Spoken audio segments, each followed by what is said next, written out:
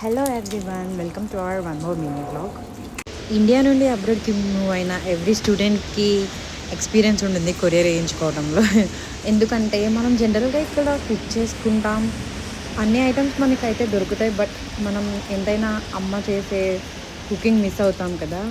అలాంటప్పుడు మనం ఇండియా నుండి something like snacks or pickles and spices కూడా మనం కొరియర్ చేయించుకుంటాం. నేనైతే రెగ్యులర్గా కొరియర్ చేయించుకుంటాను. ఎవ్రీ టైం నాకు ఒక 60-70 కేజెస్ కొరియర్ వస్తుంది. లాస్ట్ ఇయర్ జస్ట్ నేను మేలో ఇండియా వచ్చాను.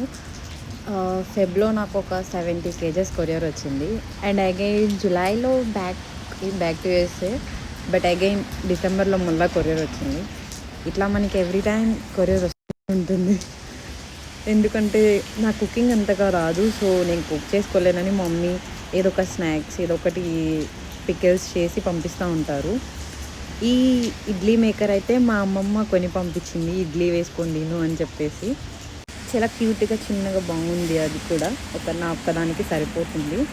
అండ్ ఆల్సో ఈసారికి మనకి కొరియర్ వచ్చినప్పుడు ఏం జరిగిందంటే, నేను ఆడే ఇంట్లోనే ఉన్నాను. లాస్ట్ టైం ఒకసారి ఫెబ్లో లాస్ట్ ఇయర్ వచ్చినప్పుడు నేను ఇంట్లో లేనని చెప్పి ఆ పర్సన్ లేరని చెప్పి బ్యాక్ రిటర్న్ తీసుకెళ్ళిపోయారు.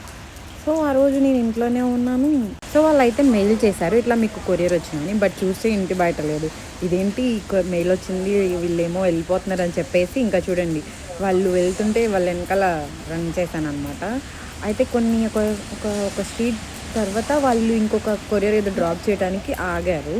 ఇంకా వెళ్ళి అతన్ని అడిగితే లేదు, మీ ఇంకొక డోర్ సైడ్ వదిలిపెట్టామని చెప్పేసి అన్నాడు. అమ్మ అనుకొని ఇంకా రిటర్న్ ఇంటికి వచ్చి ఇవన్నీ ఓపెన్ చేశాను. ఇది కూడా నేను మమ్మీ క్రిస్మస్ ఫెస్టివల్ ఉందని చెప్పేసి డిసెంబర్లో కొరియర్ వేశారు.